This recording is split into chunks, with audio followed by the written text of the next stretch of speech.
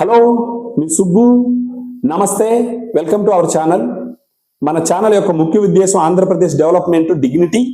మరొక విషయం తెలిసింది ఏంటంటే, ఇప్పుడు చంద్రబాబు నాయుడు గారి చరిత్ర మీరు చూసినారంటే, ఇంతకు ముందర ఐఎస్బిని తీసుకొచ్చి హైదరాబాద్ లో ఐఎస్బి పెట్టిన ప్లేస్ ఈ రోజు ఒక ఫైనాన్షియల్ క్యాపిటల్ గా ఎంతో వెలుగొందుతుంది. అదే విధంగా మన అమరావతికి ఎగ్జల్ఆర్ఐ ఇన్స్టిట్యూట్ తీసుకొచ్చేదానికి అన్ని ప్రయత్నాలు చేసినారు. వాళ్ళకి 50 ఎకరాల నేల ఇవ్వడం జరిగింది.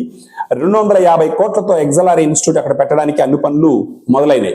ఫర్ ఎగ్జాంపుల్ చెప్పాలంటే, ఎగ్జల్ఆర్ఐ వచ్చేసి India's old business school. IIMs కన్నా ముందర వచ్చినటువంటి ఒక బిజినెస్ స్కూల్ 1949లో స్టార్ట్ చేసినారు జంషెడ్పూర్ లో.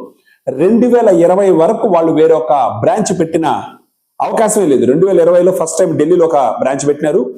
ఇన్ఫాక్ట్ 2014 నుంచి 19 మధ్యలో చంద్రబాబు నాయుడు గారు ఆల్రెడీ వీళ్ళని కలిసి వాళ్ళని కన్విన్స్ చేసి వాళ్ళకి అప్పుడే నేల ఇవ్వడం జరిగింది, అక్కడ స్థలం ఇవ్వడం జరిగింది ఆ ఇన్స్టిట్యూట్ కట్టడానికి. కానీ తర్వాత వచ్చిన ప్రభుత్వం దాన్ని పూర్తిగా పక్కన పెట్టడంతో వాళ్ళు సైలెంట్ అయిపోయినారు. అప్పుడు ఢిల్లీకి పోవడం జరిగింది. ఇప్పుడు మళ్ళా వీళ్ళ ప్రభుత్వంలోకి వచ్చిన వెంటనే ఎగ్జల్ఆర్ఐతో మాట్లాడి వాళ్ళకి 50 ఎకరాలు కేటాయించి 250 కోట్లతో వాళ్ళ దగ్గర పెట్టించాలి అని చెప్పేసి ప్రయత్నాలు మొదలైనవి. ఇప్పుడు ఈ ఎగ్జల్ఆర్ఐ ఇన్స్టిట్యూట్ ఐఏఎంస్ కన్నా ముందర వచ్చినట్టు institute.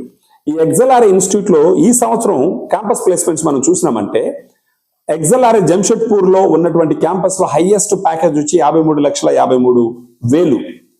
Average package top 10 students కి వచ్చే యావరేజ్ ప్యాకేజ్ వచ్చి 47 లక్షలు పర్ యానం. టాప్ 25% స్టూడెంట్స్ కి వచ్చేసి 40 లక్షలు per annum package. Top 50% of students చూసినారంటే 30 lakhs పర్ యానం ప్యాకేజ్ వచ్చింది.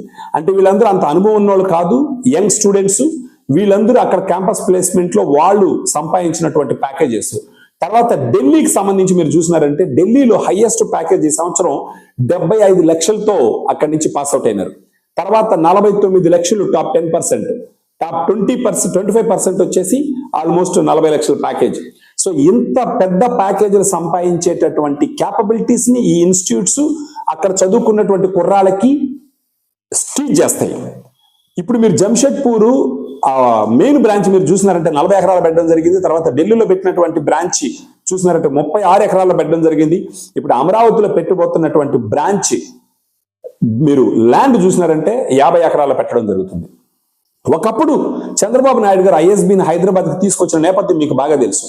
ఐఎస్బి పెట్టాలని అనుకున్నప్పుడు ఐఎస్బి యాజమాన్యం బాంబేలోనో బెంగళూరులోనో పెట్టాలని డిసైడ్ అయిపోయింది. తర్వాత చంద్రబాబు నాయుడు గారు ఫోన్ చేసినారు. అయినా కానీ వాళ్ళు ఆల్రెడీ ప్లేస్ డిసైడ్ అయిపోయింది సార్, మేమేం చేయలేమని చెప్పినప్పుడు చంద్రబాబు నాయుడు గారు ఒక్కసారి మమ్మల్ని విజిట్ చేయండి అని చెప్పి వాళ్ళు రిక్వెస్ట్ చేసి ఎయిర్పోర్ట్ కి వాళ్ళ మంత్రులు పంపించి వాళ్ళని అక్కడి నుంచి ఎస్కాట్ లో తీసుకొని వచ్చి ఆయన స్వహస్తాలతో వాళ్ళందరికీ బ్రేక్ఫాస్ట్ సర్వ్ చేసి, మీకు ఏమేమి సదుపాయాలు ఇచ్చినారు అని అడిగినప్పుడు వాళ్ళు 1, 2, 3 అని చెప్పినప్పుడు +4 వేసుకొని హైదరాబాద్ రండి అని వాళ్ళు పిలిపించి హైదరాబాద్ లో ఐఎస్బి పెట్టడం జరిగింది. 20 సంవత్సరాలు రీసెంట్ గా పూర్తి చేసుకునింది. మీకు తెలుసు, ఇప్పుడు ఐఎస్బి నుంచి చదివి బయట వచ్చినారంటే కోట్ల రూపాయల ప్యాకేజెస్ తో స్టూడెంట్స్ బయట వస్తారు.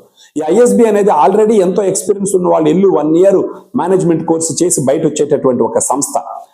ఆ ఐఎస్బి అక్కడ పెట్టడం వల్ల అంతకు ముందర మొత్తం అడిగా ఉన్నటువంటి ఆ ప్రదేశం ఈ రోజు ఫైనాన్షియల్ సిటీగా ఎంతో వెలుగొందుతుంది హైదరాబాద్ లో.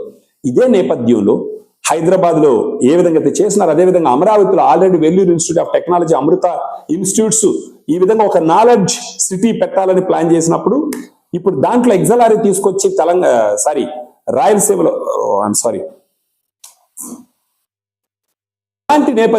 ఇలాంటి నేపథ్యంలో ఎగ్జల్ఆర్ఐ తీసుకొచ్చేసి మన అమరావతిలో పెట్టడం అన్నది ఇది మరొక ఐఎస్బి అవుతుందని చెప్పడంలో ఎలాంటి సందేహం లేదు. ఇలాంటి ఇనిషియేటివ్స్ తీసుకుంటున్నటువంటి ప్రస్తుత ప్రభుత్వాన్ని ఖచ్చితంగా ప్రతి ఒక్కరు అభినందించాలి. ఒక్కసారి ఎగ్జల్ఆర్ఐ అమరావతిలో స్టార్ట్ అయ్యి దాంట్లో స్టూడెంట్స్ జాయిన్ అయ్యి 5,000 మంది స్టూడెంట్స్ కోసం కడుతున్నారు ఈ క్యాంపస్. దాంట్లో జాయిన్ అయ్యి వాళ్ళందరూ చదివి బయట రావడం మొదలు పెట్టినారంటే వాళ్ళందరూ ఎన్నో ఇన్స్టిట్యూట్స్ లోకి వెళ్ళి మేనేజ్మెంట్ రోల్లో చేరి ఆ కంపెనీలు ముందరికి తీసుకెళ్లి ఎంతో రెవెన్యూ జనరేట్ చేస్తారు. ఈ ఇన్స్టిట్యూట్ అక్కడ రావడం వల్ల దేశం నలుమూలల నుంచి ఎంతో మంది వచ్చేసి అమరావతిలో చదవడానికి అవకాశం కలుగుతుంది. ఈ విధంగా అమరావతి మనకు దేశంలోనే ఒక గొప్ప సిటీగా ఎమర్జ్ అవుతుందని చెప్పడానికి ఎలాంటి సందేహం లేదు. ఇలాంటి ఇనిషియేటివ్స్ ఎన్నో తీసుకుంటున్నటువంటి ప్రస్తుత ప్రభుత్వాన్ని మనం అభినందిస్తూ, ఇవన్నీ జరగకుండా 5 సంవత్సరాలు వేస్ట్ చేసింది గత ప్రభుత్వం. దాన్ని మీకే వదిలేస్తున్నాను, మీరు ఎలా ఆలోచించాలనేది. సో ఈ విధంగా 4 నెలల్లో ఎన్నో ఇనిషియేటివ్స్ తీసుకొని మన రాష్ట్ర భవిష్యత్తుని బంగారు బాట వేయడానికి వాళ్ళు చేస్తున్నటువంటి ప్రయత్నాన్ని మనం అభినందించాలి. మనం మనసా వాచ కర్మన వాళ్ళని ఆహ్వానించాలి, వాళ్ళు అప్రిషియేట్ చేయాలి. సో తొందరలో ఆయన అమరావతి దేదీప్యమానంగా వెలిగిపోతుంది.